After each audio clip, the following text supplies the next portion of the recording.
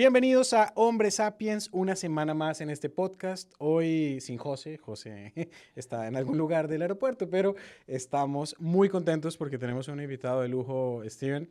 Estamos con Robert Wright, que creo que no necesitas introducción. Cuando escuchen a qué te dedicas, claramente te van a conocer, pero qué gusto tenerte acá y bienvenido a esta tu casa, a Hombre Sapiens. Ay, muchas gracias, encantado de estar acá y compartir cualquier experiencia que pueda ser útil, ¿no? Claro. A Robert creo que habla mucho los emprendimientos detrás de donde estás, pero igual queremos conocerte en este episodio. Pero si ustedes alguna vez han visto SmartFeed, han visto Tracklink para hacer el seguimiento de los autos en este contexto que estamos viviendo actualmente, creo que hace todo el sentido. O se han tomado un buen vino de Bodegas Dos Hemisferios, ahí estás atrás, ¿verdad? Ahí estoy, sí. En dos casos como presidente, acompañando a los gerentes, en el caso de la bodega de los hemisferios, a mi papá, que él es en realidad el que comenzó toda la odisea, diría yo, y gran travesía de conseguir lo que ha conseguido hasta ahora. Igual en los gimnasios ahí está Enrique Lamota como gerente general. Pero pues acompañándolo de todas maneras en Ecuador y en Honduras, tenemos también los gimnasios en Honduras. Y ya como gerente general y CEO realmente de Tracklink en Ecuador y también digamos, superviso las operaciones que tenemos en el resto de países. O sea, una agenda Bastante, solo, bastante. Una vez solo dice, estoy ocupado", y claro, después claro, miras claro. todo esto y dices, no estoy ocupado. Sí, antes de grabar estaba hablando con Tony, le decía, no, esta semana he estado súper apretada y yo soy empleado en una empresa, ¿no? O sea que digo, no, muchas gracias de verdad por sacar el tiempo y creo que para la gente que en Hombre Sapiens quiere hablar de emprendimiento, hoy es el día perfecto. Y justo quería empezar con una pregunta que a mí me obsesiona mucho y es, cuando uno habla con un emprendedor, la primera pregunta que me parece importante es decir, ¿cómo escoges en qué invertir tu tiempo? Qué complicado, ¿no? Pues, pero cuando alguien recién está comenzando, en mi opinión, lo más importante es ver cómo le vas a dar valor a ese cliente final, ¿no? Es decir, cómo vas a hacer mejor lo que actualmente él hace, pues porque todo lo que nosotros damos son soluciones a problemas que tienen ellos, ¿no? ¿Cómo lo haces mejor? ¿Cómo lo haces más rápido? ¿Cómo lo haces más barato? ¿Cómo lo haces que lo hagas sentir mejor? O sea, hay un sinnúmero de cosas detrás que para mí creo que es lo más importante. Definir con claridad qué es lo que yo estoy haciendo por él. A mí me gusta utilizar una terminología que se llama Jobs to be done, que hay un libro fantástico que se llama When Coffee and Kale Compete, que me parece fantástico, que vale la pena leerlo, solo por entender la metodología. Jobs to be done es qué trabajo estoy haciendo por ti como cliente. Y ahí salen un sinnúmero de cosas súper chéveres en innovación en general, ¿no? Pero para mí eso es lo más importante.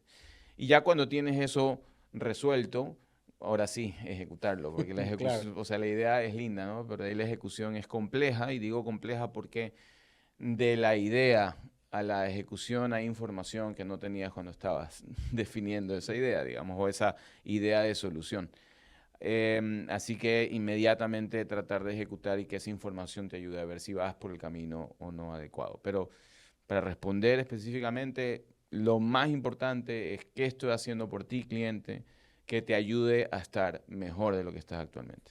Claro. Robert, a mí me interesó bastante que tú, cuando estabas dando un poco la intro de todas las cosas que haces y todos los proyectos detrás de los que estás, hablaste de "esto empezó mi papá". Sí.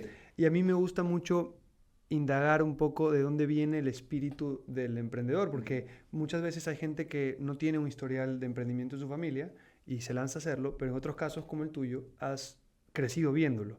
Entonces cuéntame un poquito cómo ha sido. ¿Y qué es de la vida de ustedes también? Sí, sí, bueno, nosotros también nos vemos un poco identificados, obviamente en menor medida de lo que ustedes han hecho, pero la idea siempre es mirar hacia los que lo han podido hacer con éxito. Entonces, ¿cómo ha sido crecer con este linaje familiar de tener siempre pues el emprendimiento ahí en tu mesa? Es súper interesante porque comienza más que con mi papá, en realidad con mi abuelo, ¿no? Mi abuelo, yo lo veo desde chico y él siempre ha tenido, y todavía tiene 94 años, y mi abuelo todavía tiene ese espíritu de emprendimiento. Y es increíble ver cómo él todavía con sus nietos está constantemente hablando, conmigo también constantemente hablando y viendo cómo puedo ayudarte, qué puedo hacer para que a ti te vaya bien en lo que estás haciendo, y está siempre muy involucrado en eso. Pero realmente él comienza, en mi opinión, para el tema de familia, comienza con este espíritu de emprendimiento. Él Él comenzó Corporación Favorita hace ya muchísimos años, digamos, ¿no? Creo que algunos lo habrá oído, ¿no? Él comenzó con su papá, de hecho, Corporación Favorita, y pues ahí mi papá trabajó también durante 30 años en corporación, etcétera. Pero viene de ahí, o sea, él comenzó eso y estuvo involucrado en hacer muchas otras cosas más. El primer centro comercial del país, estuvo involucrado en hacer un hotel en Quito, el Hotel Colón en Quito también estuvo él metido. O sea, él siempre ha estado haciendo cosas de emprendimiento, ha sido tal vez lo que más le ha gustado. Entonces viene de ahí. Y bueno, en algún momento en mi caso, ¿no? Me cuestionaba qué es que debía o no debía hacer. Yo quise ser arquitecto, comencé la universidad en arquitectura, jugaba tenis y estuve becado en Estados Unidos por tenis porque mi papá también había sido tenista, etcétera. Entonces vas agarrando muchas de estas cosas de familia. Y en el camino fui cambiando porque quise terminar la universidad con la beca en el tenis y entonces me cambié a ingeniería civil, que no es que era más fácil, sino que el tiempo de arquitectura era una barbaridad y no llegaba, digamos, medio zombie a entrenar. Y de ahí hago el cambio y a medida que voy metiéndome en construcción y en estructuras, que fue finalmente lo que estudié en la universidad y en la maestría, porque yo hice maestría en ingeniería civil, de ahí me doy cuenta que en realidad lo que yo quería hacer era emprender, tal vez influenciado con esto de lo que menciono de mi abuelo, ¿no? Entonces lo viví desde chiquito, lo he vivido toda mi vida y influye mucho en cómo actúas y yo creo en cómo eres también, ¿no? A medida que obviamente yo he emprendido, que no es lo mismo ver a alguien emprender y tal vez tener el espíritu de emprendimiento, ya te vas dando cuenta que hay otras cosas que son importantísimas y el tema de ejecución se vuelve muy, muy importante para poder conseguir cosas. Y te iba a preguntar justamente ahí, porque hay una diferencia entre ser un emprendedor y convertirte en empresario. ¿Cómo viviste tú esta transición? O sea, ¿qué puedes identificar que fue importante para que tú puedas pasar de simplemente ser un emprendedor y tener el espíritu de emprendimiento que dijiste y ya pasar a la parte de ejecución de decir, ok, esto lo puedo hacer crecer de estas formas y llevarlo hacia donde lo has llevado hasta ahora? Ahí hay algo que te diría que nunca cambia, ¿no? Ese espíritu de emprender nunca cambia. Y de hecho, cada vez que estoy viendo un proyecto nuevo, estoy viendo alguna cosa nueva, me emociono más que en el día a día de las Claro, cosas que hago. Entonces ese espíritu creo que nunca cambia. Lo que a mí me costó en principio hacer, tal vez ya después, cuando comienzas a tener una estructura, cuando comienzas a tener ya gente encargada de muchas de las cosas, es que ya comienza tu rol también a cambiar. Y en mi caso, por ejemplo, fue aprender a hacer seguimiento. No me gustaba hacer seguimiento, pero es necesario, es muy importante, ¿no? Yo tenía un jefe que aprecio mucho, que él tenía una frase que me encantó que decía, hay que tener mucha iniciativa, pero hay que tener aún más terminativa. Y creo que es justamente lo que acabas de decir, que muchas veces nos pasa que tienes la gran idea, pero luego te enganchas en otra, en otra, en otra, y la ejecución es absolutamente importante, ¿no? O sea, creo que lograr tengo una iniciativa, quiero sacar algo adelante, me monto en este proyecto, pero no puede venir justamente la siguiente ola y montarse, que para mí era un poco la pregunta que también te hacía hace rato y es, creo que un emprendedor que no tiene solo su negocio, sino está en un cúmulo de negocios y tiene que atender a muchos temas, el recurso que se vuelve más restringido no es el dinero, es el tiempo. Y por eso a mí me gusta mucho la pregunta de, bueno, ¿y cómo saber dónde poner el tiempo? Bueno, ya en una situación en la que estoy yo actualmente, lo que defino constantemente es cuáles son las cosas más importantes de cada uno de los sitios donde estoy. Te doy un par de ejemplos. En el caso de Bodegados Hemisferios, lo más importante actualmente es romper un paradigma que tenemos todavía con los consumidores ecuatorianos de vino de probar por primera vez nuestro vino.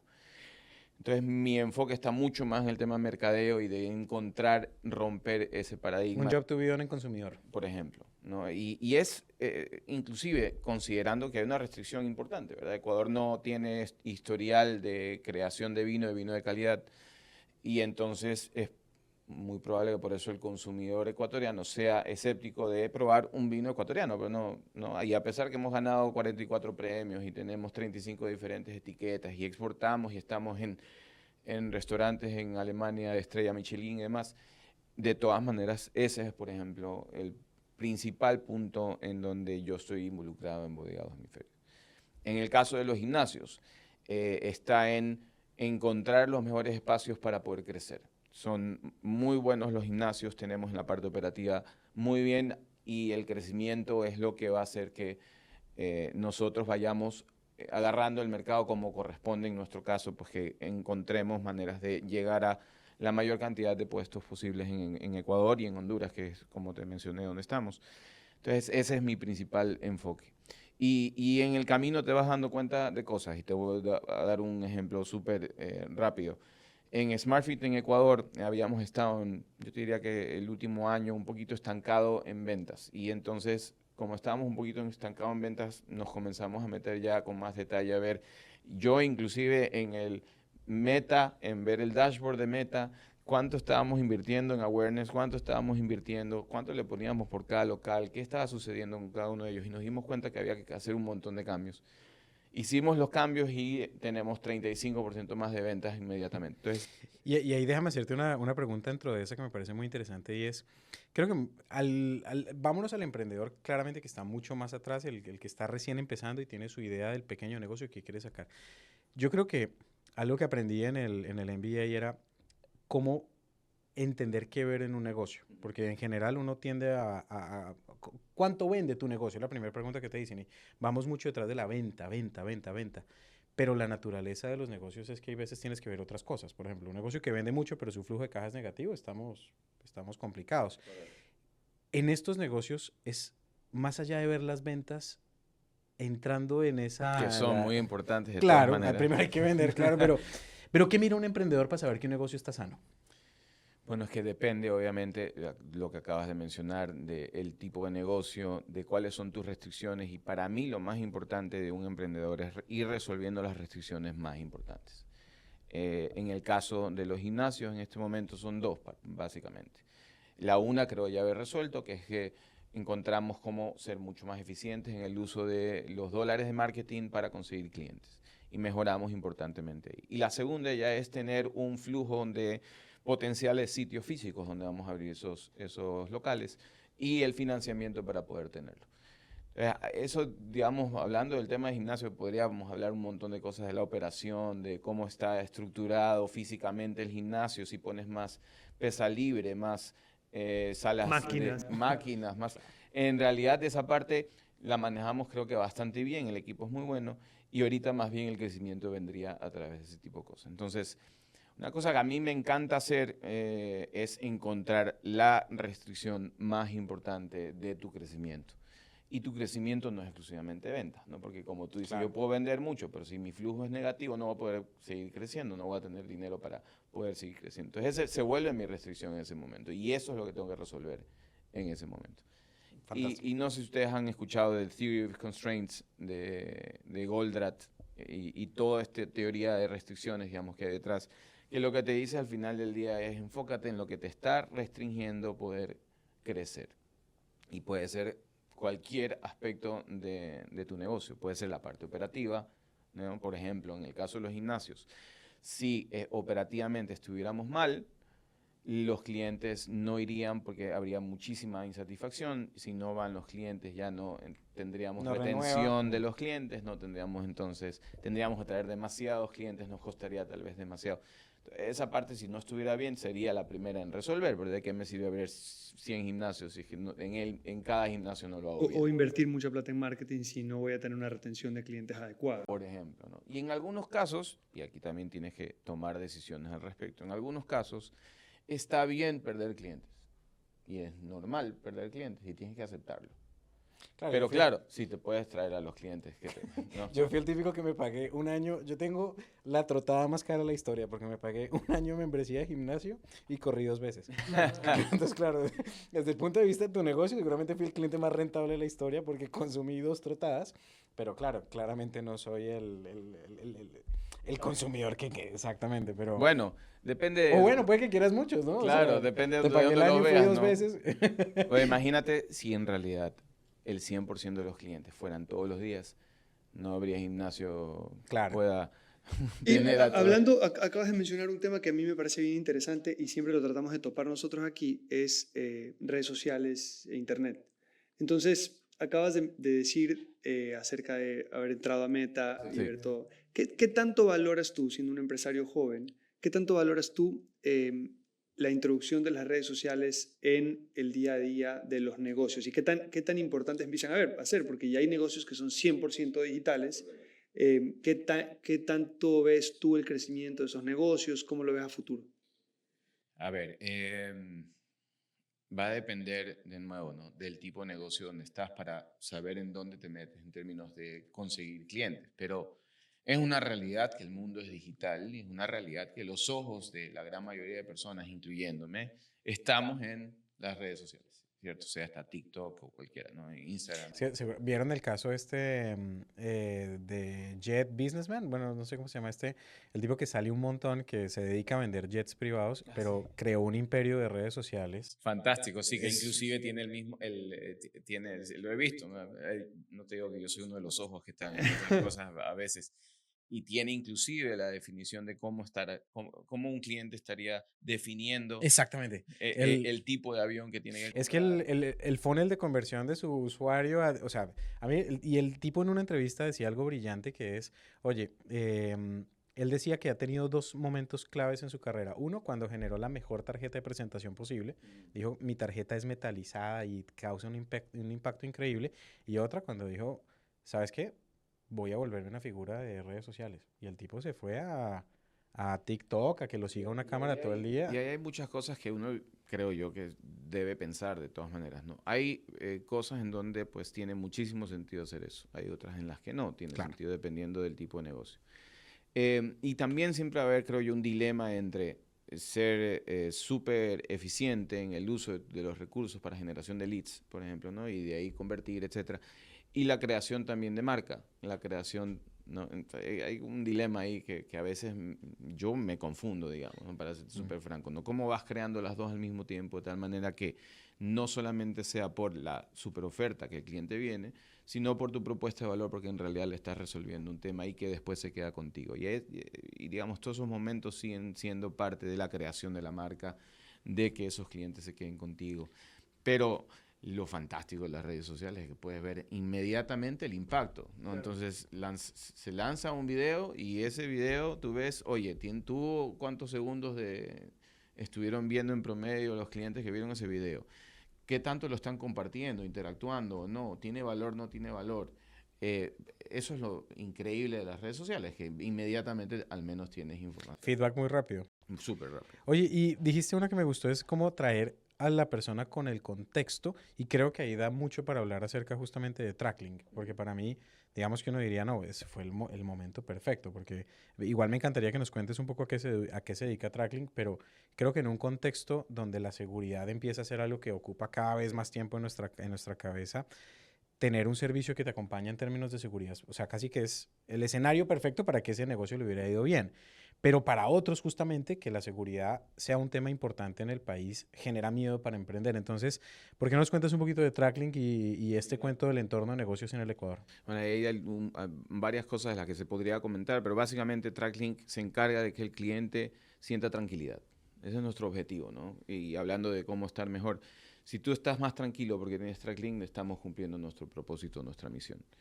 ¿Y cómo lo hacemos? Básicamente con dos tipos de cliente. El individual, que tiene su carro en el que se transporta o alguien más se mueve, ¿no? Yo puedo ser padre de familia y uno de mis hijos se mueve en uno de los carros que es mío, o yo mismo soy el que estoy manejando.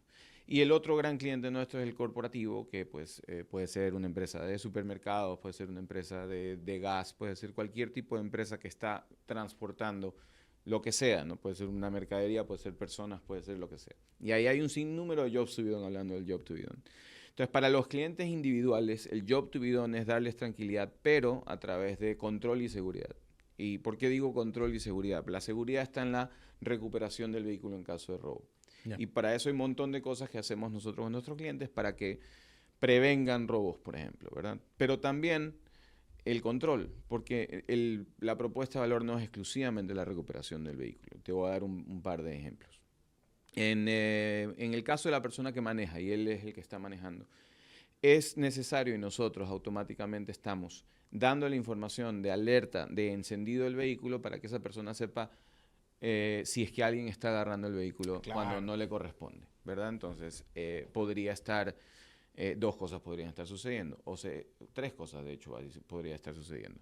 Se están llevando el vehículo robado, ¿no? Estacionado, eso podría ser. La otra es alguien en la casa está agarrando Se fue de el rumba con el vehículo, carro del papá. por ejemplo, que no debería ocurrir. O la otra, se le están llevando el carro en el tow, digamos, ¿no? Entonces, ese es el tipo de información que le damos a nuestros clientes inmediatamente para que puedan actuar. Si alguien más está manejando el vehículo, mi hijo, por ejemplo, ¿no? Bueno, mis hijas todavía son chicas, pero alguien que ya está en edad de manejar, tú puedes ver algunas cosas. En qué momento sale, ¿verdad? Entonces, la alerta de encendido es importante y con la información, evidentemente, de dónde está. En ese momento yo me puedo meter ya en la aplicación para ver, oye, por dónde está yendo, a ver si es que se está desviando de donde debería ir, y es para saber que está llegando a su sitio final como corresponde. Y cuando termina, el apagado, que también me dice la información de, ok, terminó su trayecto, está llegando a donde me dijo que iba a llegar, perfecto. Y eso es una de las cosas de control, pero que también te dan Creo tranquilidad. que los papás de cualquier adolescente que nos está oyendo deben estar googleando cómo le saco el... Y desde el punto de vista empresarial, nosotros tenemos una pequeña empresa que trabaja contra Click. O sea, nosotros tenemos el dispositivo en un camioncito. Y la verdad que sí tengo un montón de tranquilidad porque ponemos cercos, por ejemplo, para saber por los lugares en los que tiene que estar. Entonces, si se sale del cerco con el GPS, nos lanza una alerta. O si se enciende, eso pasó hace poco, tenemos el lugar, una planta en Durán, y al carro lo habían encendido para darle retro porque iba a entrar alguien a hacer una recarga de gas, pero era fuera del horario normal porque, claro, porque la persona que fue a cargar el gas se perdió y no sé qué.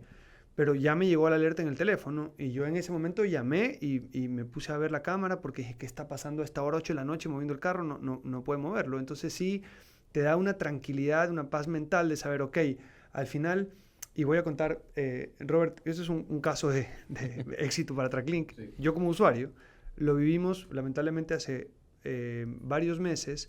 El chofer del camioncito lo asaltaron, ¿no? Entonces lo apuntaron con un arma, dos motorizados, jovencitos, porque se ve en la cámara, tenemos esas dashcams, y lo bajaron del carro, lo subieron en la moto, un chico se subió en el carro y se llevó el carro, ¿sí? Entonces, bueno, querían llamar a pedir plata, no sé qué, no sé cuánto, y en ese momento que yo me enteré de lo que estaba pasando, tenía la tranquilidad de decir que lo suelten y que se queden con el carro, porque no me importa al final. O sea, tiene dispositivo y va a aparecer. Entonces, sí te da una tranquilidad como empresa de saber la persona está bien y que se lleve en el carro. Porque a veces uno sí se asusta de decir, chuta, sí, el seguro, el trámite, pero tienes un paso previo, claro, que es decir, ok, no voy a acudir al seguro porque ya lo bloquean. Primero que lo bloqueas desde la aplicación y segundo que Tracklink lo puede recuperar. Entonces, digamos, yo como usuario lo pude vivir un poco de cerca. Y la verdad comenzamos a ir un poco más allá con las empresas inclusive, porque por ejemplo con empresas como Difare, que es cliente nuestro, ponemos candados, ponemos cerraduras y los vehículos se claro, pueden... es que ¿cuánto puede valer? Esos camiones cargan, no sé, media tonelada. ¿Cuánto vale media tonelada de medicamentos? Es que claro, ¿no? Ellos llevan en muchos casos pues medicamentos que al final del día en un espacio relativamente pequeño tienen muchísimo dinero. Y entonces ya coordinan con nosotros de tal manera pues que se abre en un sitio y en el trayecto no se puede abrir. Entonces la cerradura hace que el vehículo no se pueda abrir hasta que llegue a destino, ¿verdad? Por ejemplo, esa es una de las cosas que también hacemos, que está más enfocada en la mercadería que en el vehículo per se, pero es parte de lo que hacemos con al final se traduce en lo que dijiste al inicio, que es entregar valor, porque estás entregando el valor que en este caso es la seguridad del vehículo. Y eso es algo que desafortunadamente Ecuador ha vivido en los últimos años. No tengo la data todavía del 2024, pero les digo lo que sucedió a partir del 21 hasta el 23. De enero a agosto habíamos tenido alrededor de 120 robos en todos esos meses, en 8 meses, ¿verdad? En el 2022 se subió a 218, de 120 y pico a 210. Y en el 2023 subió a 630. Wow. Upa. Y por 2 y luego por 3. Impresionante. No, la verdad es que lo que comenzó a suceder en términos de robos en el país fue muy importante. Y ahí también hay otras cosas que vamos analizando, pues, porque evidentemente los ladrones van tecnificándose, van también aprendiendo cosas y nosotros tenemos que ir a la par para mantener el ratio de recuperación alto. Pero hay sitios donde la cantidad de robos era realmente dramática, ¿no? Y por ejemplo, nosotros comenzamos a ver qué cantidad de vehículos tenemos nosotros que pasan por los ríos, que es la zona de Quevedo y demás, que pues el anillo vial de Quevedo, no sé si han visto en Sí. redes, en verdad es zona caliente esa ahí. Pero qué cantidad de nuestros clientes que están con nosotros pasan al menos el 5% o más de su tiempo por ahí. Y habíamos hecho específicamente con una marca, ¿no? A ver, con esta marca que es de camiones normalmente, teníamos alrededor de 1.000 clientes que tenían esa marca que habían pasado al menos 5%. En el 2023, que les digo, de enero a agosto, 160 robos. De los 600 y pico, Ya estaban targeteados. en esa hay zonas que son evidentemente mucho más calientes y obviamente la data pues, que tenemos nosotros nos ayuda a identificar y también a hablar con nuestros clientes para que comiencen Yo le tengo un AirTag escondido a mi carro. Creo que claramente sí, creo que habría que pensarse en un upgrade porque Oye, y yo te quiero Claro, llevar... el problema con el AirTag, al final de cuentas, es que... aparece, lo encuentran. No, pero no solamente eso, sino que se dan cuenta ellos también. Sí. No, pues porque... no La sé, notificación de la rastreo. notificación de rastreo está ahí, pues, ¿no? Entonces solo falta que tenga un iPhone para que se dé Y que cuenta que el lo ladrón. tienen, robado, pero lo tienen.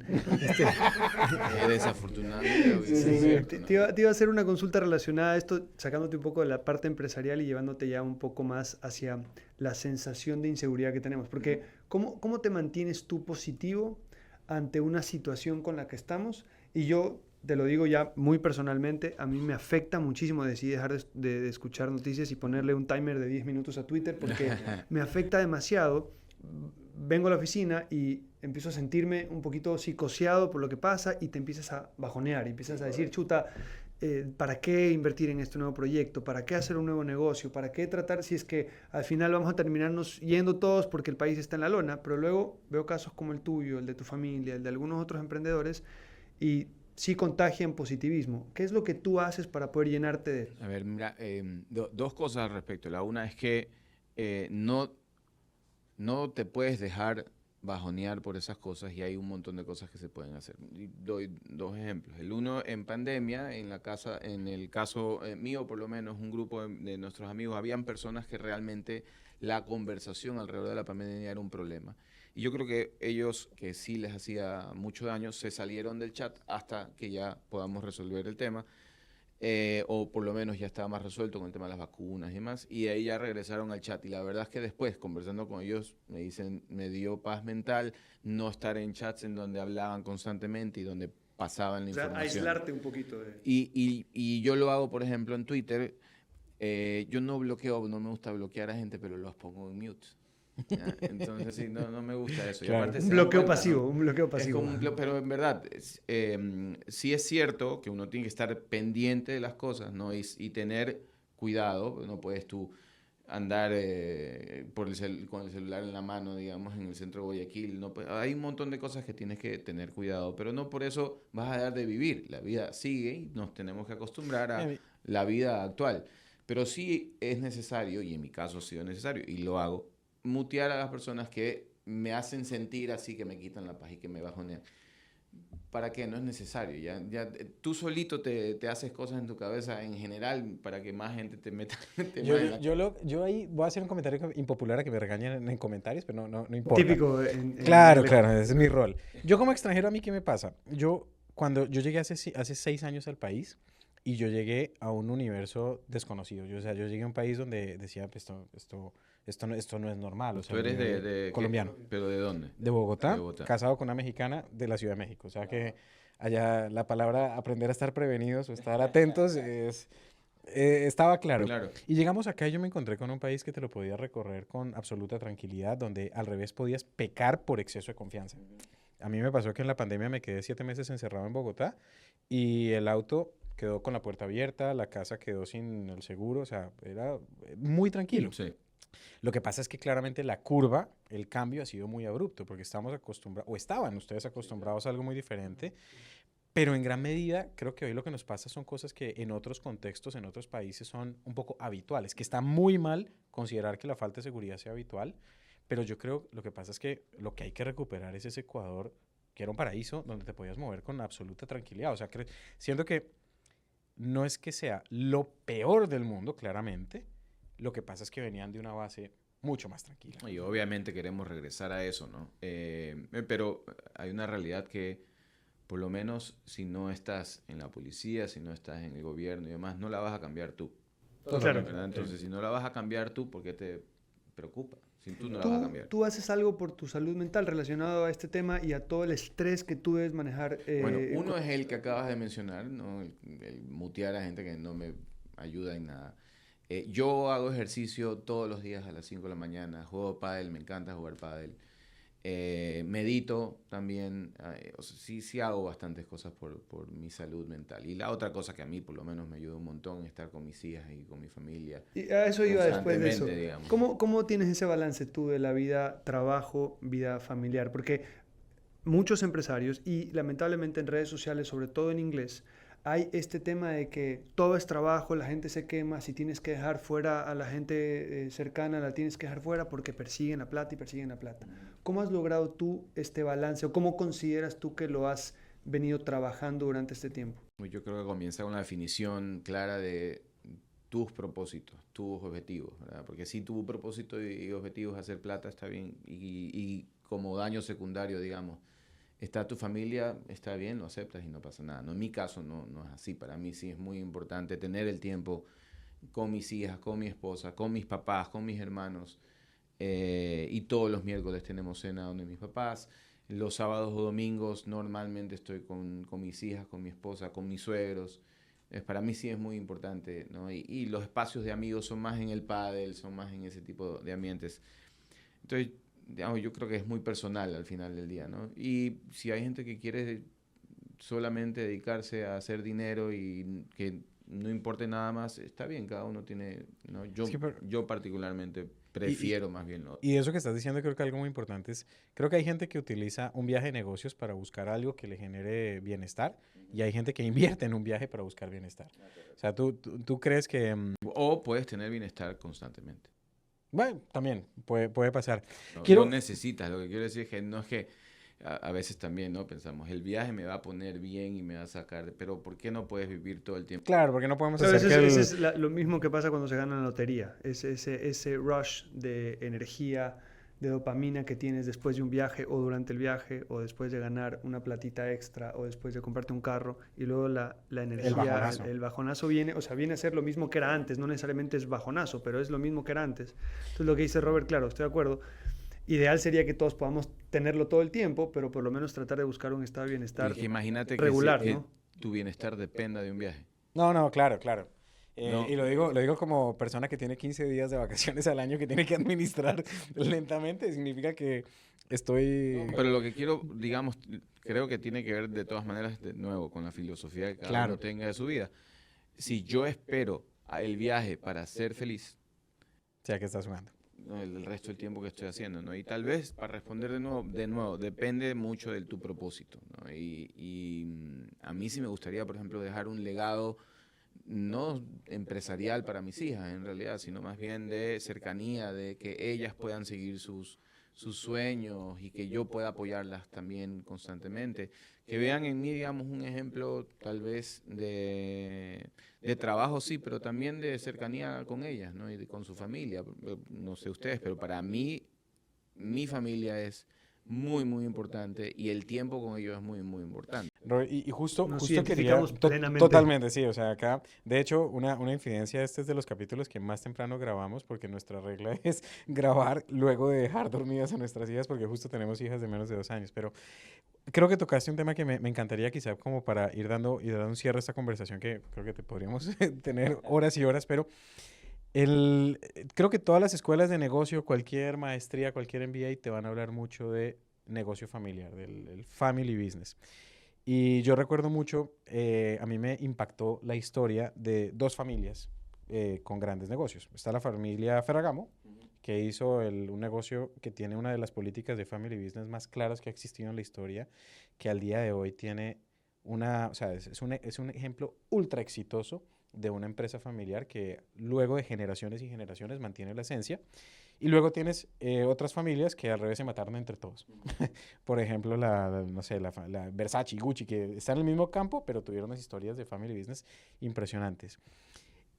Pero ahí en ese caso mencionas para mal y que no pudieron mantener la Exactamente, familia. para bien y para mal. Y justo la pregunta que te quería hacer con el Bueno, tema y es... habría potencialmente un tercer caso, que es que no se mantiene la Ah, claro, que ni administración en la siquiera familia, llega... sino que tienes tú terceros que son los que administran y pues estás en consejo familiar, etcétera. Claro, no llegan a la generación 2 3 sino simplemente es el rol del accionista y no el que ejecuta. Y justo te quería preguntar es, ¿qué tanto hay que hablar de eso en familia? ¿Qué tanto hay que prepararse? ¿Qué tanto hay que hacer estatutos? Porque siento que es un tema muy importante entender si vas a operar, si vas a ser accionista o si vas a dirigir. Para mí la claridad es fundamental porque la diferencia en criterios puede variar dramáticamente entre un primo y otro primo. Mientras más rápido se definan esos roles, mejor, en mi opinión. Y cualquiera que este sea, al final del día, sí se podrá cambiar en el tiempo, pero debe tener algún mecanismo de consenso y que al final lo que se defina se respete, ¿no? Y ahí no sé si hay una fórmula mágica, ¿no? Cada uno podrá tomar decisiones, creo yo, que pueden funcionar en cualquier ámbito, ¿no? Porque yo creo que hay familias que han podido pasar de generación en generación, como mencionaste, y funciona muy bien, ¿no? En el caso, por ejemplo, de Riedel, por ejemplo, ¿no? Que no fue él el actual, digamos, Max Riedel no es el actual, el que comenzó la empresa, viene desde muchos años antes, ¿no? Y se ha mantenido en familia, se mantiene muy bien. Y hay otros casos en donde más bien prefieren terceros que sean los que son los que administran y ellos están en un rol distinto de accionista, de consejo familiar, etcétera, etcétera. Entonces, lo que sí creo que es necesario es que esté claro eso y que no haya espacio para interpretación. Entonces, sí es necesario, creo yo, que se defina con claridad, ¿verdad? Y si no está definido, que pues se sienten a hacerlo. Inclusive porque pues hay negocios en donde actualmente puedes tener el 100% como familia y mañana eres minoritario coyunturalmente por un tema inclusive estratégico. Hasta esas cosas deberían definirse. Y caso Bavaria, Colombia, por ejemplo. Por ejemplo, ¿no? Bavaria, Colombia, pues dueño 100%, de repente viene alguien y lo compra, se queda como minoritario, pero tiene que estar establecido de todas maneras cómo van a operar en esos Claro. casos, ¿no? Y es posible, de todas maneras, porque yo creo que a medida que pase el tiempo, si eso está bien claro, tal vez es más fácil que las generaciones ya después acepten todo lo que se ha establecido. Si no está tan claro, no lo aceptan y pues habrá gente que no está muy contenta. Pero bueno, eso también pasa. Oye, Robert, hablando del tema empresarial, yendo un poquito más hacia tu visión como empresario. Alejo y yo cuando estábamos preparando el podcast, habíamos coincidido en una pregunta formulada de dos formas. Alejo, Ya sé cuál, Alejo ya sé quería cuál. saber por qué en Ecuador no hay un Shark Tank. Te lo voy a hacer a Ya. las dos preguntas en una sola. Ya. ¿Por qué tú crees que en Ecuador no hay un Shark Tank? Y Ok. si tú fueras un Shark de un Shark Tank, Sí. ¿en qué tipo de negocios pondrías la ficha y dirías, aquí veo potencial? O sea, tú que puede ser un sector, una industria. A ver, vamos primero con la primera parte. En Quito sí hay un ecosistema más evolucionado de inversionistas, ángeles y demás para emprendedores, más que en Guayaquil. Yo soy parte de una organización que se llama la Alianza para el Emprendimiento e Innovación. Y tú ves, por ejemplo, que sí hay bastante más movimiento en Quito que en Guayaquil. Y para serte súper franco, no sabemos realmente la respuesta. De hecho, tuvimos reunión hace un par de semanas para ver por qué pasa lo que pasa en Quito y no pasa en Guayaquil. Y tenemos muchas hipótesis que ahora nos toca ir a identificar. Entre esas, por ejemplo, pensamos que en Guayaquil no puede comenzar, digamos, como comenzó en Quito, que eran, pues, no sé, pues, apuestas y la gente estaba dispuesta a apostar. Acá tal vez yo creo que necesitan algo mucho más concreto, no tan volátil, de no tanto riesgo para ver que vaya creciendo y a medida que eso se va desarrollando ya que puedan desarrollarse algo más volátil, ¿no? Algo más de riesgo. Eso es una hipótesis, tenemos que ir a ver si es cierto o no. Pero en Ecuador sí tienen, ¿no? Y de hecho, la semana pasada vi varios proyectos que necesitan capital para seguir creciendo. Algunos, de hecho, peruanos que están viniendo acá para implementar en Ecuador. Otros ecuatorianos que están viendo cómo se van para afuera. Así que o sea, creo que sí hay, no súper desarrollado como en otros países definitivamente, y tiene también unos temas coyunturales Ecuador complejos, creo yo, en este momento, ¿no? Pero hacer empresa en Ecuador es costoso, no es barato, ¿no? Entonces es uno de los temas que pues ojalá se vaya resolviendo en el tiempo, porque una maravilla en cambio del dólar es esa estabilidad del tema Claro. del dólar, pero también tiene otros costos relacionados que son complejos, ¿no? Y la segunda parte es, ¿dónde pondría yo dinero? Que es difícil responder ahorita en Ecuador, porque si tú ves Ecuador particularmente, lo que va creciendo, por ejemplo, es el clúster, el camaronero, ¿no? El clúster camaronero ha venido creciendo un La montón, explotación, claro. ¿no? Y es un clúster que inclusive se ha tecnificado un montón. O sea, tú ves y tiene un montón de cosas súper chéveres, ¿no? Ecuador está físicamente en un sitio en donde hay más calor que lo que el resto tiene, y por eso el camarón crece más rápido, y por eso puede crecer más veces, más ciclos, digamos, que en otros lados en el mundo. Y gracias a eso, Ecuador también se ha tecnificado, entonces tiene ahora comederos automáticos, tiene tecnología, digamos, se le puso, ¿no? Y en el mismo espacio físico se comenzó a sacar mucho más volumen, ¿no? Entonces, mucho más libras de camarón en las mismas piscinas. Entonces, eso ha mejorado dramáticamente.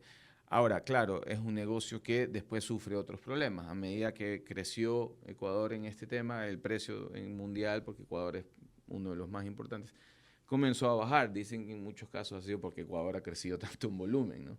Es que los números son impresionantes porque yo veía que en verde, en plátano, pues el número es top 3, en atún es top 3, en camarón es top, inclusive creo que es el uno, si no me equivoco. De hecho, un dato que me voló la mente es que el puerto de Guayaquil era el tercer puerto en volumen de Latinoamérica, pero luego uno convierte eso en dólares, en valor, y es relativamente chico precisamente porque siento que es mucho desde la extracción. Correcto. Y para mí, La Robert, extracción te refieres, digamos, banano, Exactamente. camarón, flores y ese tipo de productos. El producto en Cacao. crudo, el producto en bulk y no puesto con una marca para que te lo paguen en $30 en la Florida. Ese es el... Y justo esa era la pregunta que quería hacer de cierre, Robert, y es, ¿qué tiene que pasar para que justamente Ecuador dé ese paso? Porque hemos visto unos casos de éxito de exportación que algunas veces es para atender el mercado de ecuatorianos en el extranjero, ¿no? Yo veo con mucho gusto, por ejemplo, cadenas de restaurante exitosísimas acá que van y se ponen la sucursal exactamente igual que si estuvieras en la de Guayaquil. O, Que en algunos casos funciona y en otros no. exactamente. Pacari Yo- es una buena muestra. Pacari para mí es un gran ejemplo de lo que estás mencionando, que ya es generación de marca, Claro. Que más que la venta per se del cacao, ¿verdad? Ellos venden el chocolate, ¿no? Ellos venden el producto final. Y es que esa es mi pregunta, ¿dónde está esa oportunidad de decir, yo molestaba con algo que decía, si uno pusiera un bolón en cualquier parte del mundo, la gente se enamora. O sea, es que eso uno, solo cuando llega a Ecuador y prueba su primer bolón, dice, pero ¿de qué me he perdido toda la vida? Pero ¿cómo explicas en inglés qué es un bolón? O sea, ¿cómo le creas el mercado que no sea para el ecuatoriano que está en el extranjero, sino cómo enamoras al mundo de ese producto? Por ejemplo, yo diría que el ecuatoriano que está en el extranjero consume el producto ecuatoriano que es nostálgico. Nostalgia pura, ¿no? claro. Es nostalgia pura, y ahí, por ejemplo, nosotros nos equivocamos con los vinos cuando exportamos a España, pensando que pues nuestro producto nos iban a consumir los ecuatorianos en España, ¿no? No, porque nosotros comenzamos 2006, primera cosecha, 2008, primer vino. Todos los ecuatorianos ya estaban allá hace rato, ¿no? Entonces nos La equivocamos nostalgia se feísimo, acabó. ¿no? Y ahí más bien pues, Tropical y Pilsen y todas esas marcas que estuvieron con ellos toda su vida, sí son nostálgicas, las hacen en acuerdo de Ecuador y pues por eso les va muy bien. ¿Qué me parece a mí al final del día, para responder tu pregunta? Nuestro producto tiene que ser suficientemente diferente y resolver problemas de una manera diferente, por un lado. Pero la otra parte, que es para mí la más complicada, y todavía yo no sabes cuánto he leído, he tratado de aprender, la creación de marca es complejo y toma tiempo. Y Pacari lo ha sabido hacer bien, por ejemplo, ¿verdad? Y ellos han resuelto algunos temas de los chocolates, porque son unos chocolates que no son los tradicionales, aunque sí hay, pues obviamente también el chocolate con sal, por ejemplo. Pero está con la hierba Luisa, pues que le gustó a Oprah, ¿verdad? Entonces, tiene esa cosa que es distinta, que en realidad resalta y comienzas en la generación de marca en ese sentido. Entonces, para mí la parte crítica para poder hacer lo otro es ya la parte de marca, mercadeo, esa diferenciación que comience a hacer que la gente quiera comprar. Entonces, para tal vez hacer... y mira que Naturísimo está dando sus primeros pasos. Yo no creo, por ejemplo, en Miami que es exclusivamente para los ecuatorianos. No, no. ¿No? Entonces está dando sus primeros pasos en la creación tal vez de una categoría que no existe por allá. Y les va a tocar a ellos entender cómo llegar a la creación de marca con los latinos en Miami. Y después ojalá puedan irse a otras partes del mundo, porque por Claro, lo menos yo- para mí, no sé para ti, pues, pero para mí, que hemos nacido con esto también, sí es un poco nostálgico para nosotros. Pero el producto es fantástico, pues, ¿no? El yogur y pan de yuca es una Una mezcla maravilla. maravillosa. No, no, claro, yo le debo varias libras que me ha regalado el Ecuador al cafetería, Naturísimo, todo, pero claro, yo digo es, ¿qué tiene que pasar para que el ecuatoriano aterrice, llegue al aeropuerto Yo y creo sienta lo que que siente un colombiano cuando ve, no sé, la tienda Juan Valdés? Es como dice, ¿tú crees que tiene que ver con arriesgarse también un poco más? Sí, sí, definitivamente hay que arriesgarse, pero esa segunda parte de la creación de marca en productos como los que estamos hablando, ¿no? Porque en otros productos te toca navegar de una manera diferente. Y les doy un ejemplo. En Tracklink, por ejemplo, cuando nosotros entramos en Perú, existían un par de marcas en Perú.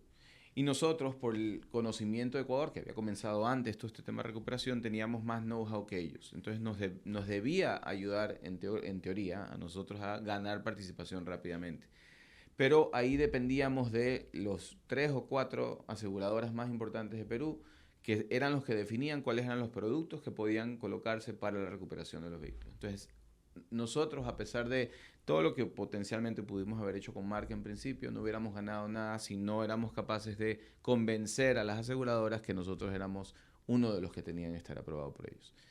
En Honduras fue diferente, por ejemplo. En Honduras no fue necesario convencer a las aseguradoras, fue más bien necesario convencer a las financieras.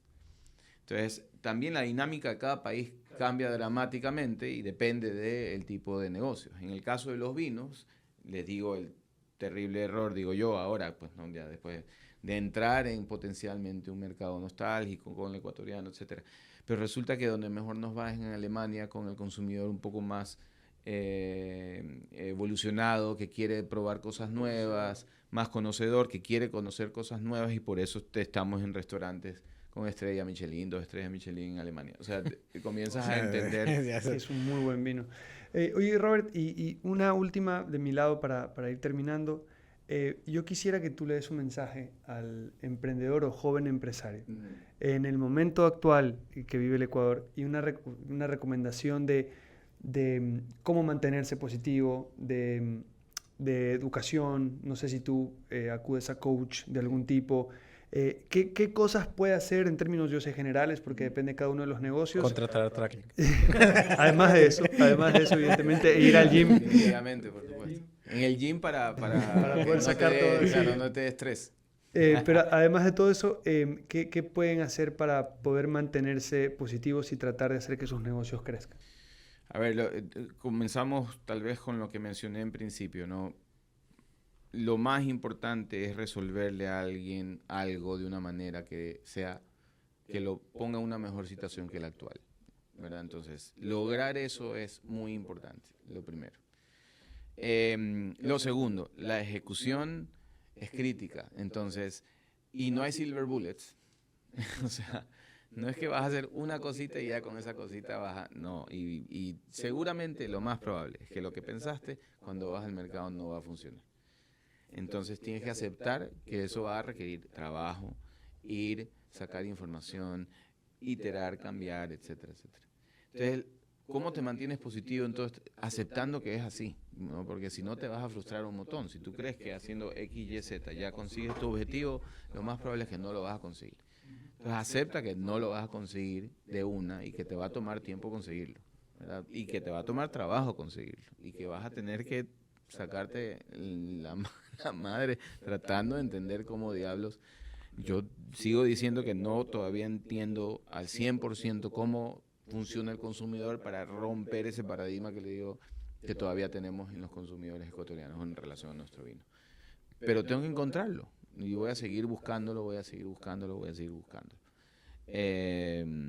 Así que, ¿cómo te mantienes positivo? O sea, nadie es geniecito, no existen los geniecitos. Hasta Elon Musk tuvo que quedarse durmiendo no sé cuántos meses en la fábrica de Tesla resolviendo el tema del proceso de la creación del modelo 3 y es la única manera. Bueno, la verdad, Robert, creo que es de esos capítulos que uno dice, hicimos el 5% de las preguntas preparadas, pero realmente qué gusto tener una conversación con alguien que Yo puede he dar estado ejemplo. como esponja, pana, ahorita. Claro, claro. Absorbiendo Yo información. pensaba, ¿para quién fue el capítulo? Se me olvidó que estamos grabando. No, muy honrado, sobre todo porque yo creo que, uno, sacar el tiempo, porque claramente creo que tienes algunas cositas que atender. Pero segundo, creo que ese comentario generoso, quitando no hablando desde el éxito, sino hablando desde el aprendizaje, desde la enseñanza, creo que es muy importante. Y creo que esa es la filosofía que tiene Hombre Sapiens. Creo que eso es lo que queremos lograr en que... Perdóname, para responder una parte de tu pregunta que no la respondí. El aprendizaje tampoco es un silver bullet. Y nada de lo que vas a aprender es lo definitivo. Siempre hay algo nuevo que aprender, que mejorar. Inclusive, la misma información, volviéndola a ver después, la ves de una manera distinta. Claro. Entonces, tal vez esa dosis de humildad de que a pesar de que tú puedas entender bien cómo funciona la Theory of Constraints, cuando te vas a implementarlo, van a haber 1000 errores. Y tal vez no lo implementaste bien y tienes que aprender de esos errores de nuevo. Entonces, Yo te añado algo de lo que acabo de escuchar que me has contado durante toda esta conversación, que es que ustedes no tienen miedo a equivocarse.